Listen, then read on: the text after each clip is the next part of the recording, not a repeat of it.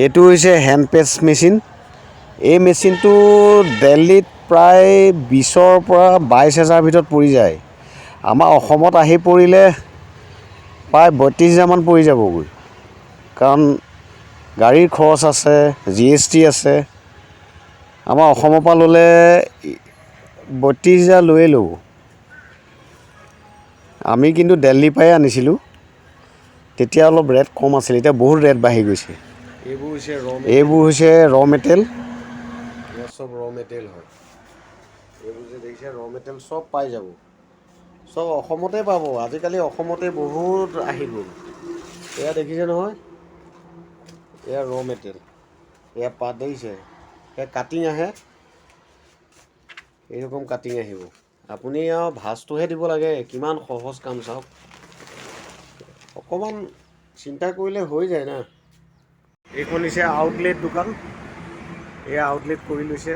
ইয়াত চব এয়া যিমান বনাইছিল, এই ফেক্টৰীত যিমানবোৰ বনোৱা হয়, এইবোৰ দেখিছেনে এনেকৈ ইয়াত সজাই ৰখাইছে। গতিকে বিয়া, সবাহ, জন্মদিন, যিকোনো কামৰ কাৰণে ইয়াত অৰ্ডাৰ লয়, দোকানত দিব পাৰে। ডাঙৰ ডাঙৰ দোকান আছে, সেইবোৰৰ লগত কণ্টেক্ট কৰিব লাগে। চবৰে চেম্পল লৈ যাব লাগিব। অকণমান কষ্ট হ'ব, তাৰপিছৰ পৰা আপোনাৰ নিজে অৰ্ডাৰ আহি যাব। মোক বহুতে ভিডিঅ' এটা বনাবলৈ কৈ আছিল, সেইকাৰণে আজি ভিডিঅ'টো যিকোনো উপায়ে বনাইছোঁ বাৰু। সকলোবোৰ এড্ৰেছ মই ইয়াত দিয়া আছে, আপোনালোকে এড্ৰেছবোৰ ভালকৈ চাবচোন। আৰু ইয়াত নম্বৰবোৰ দিয়া আছে, সেই কণ্টেক্ট নম্বৰত আপোনালোকে যোগাযোগ কৰিব।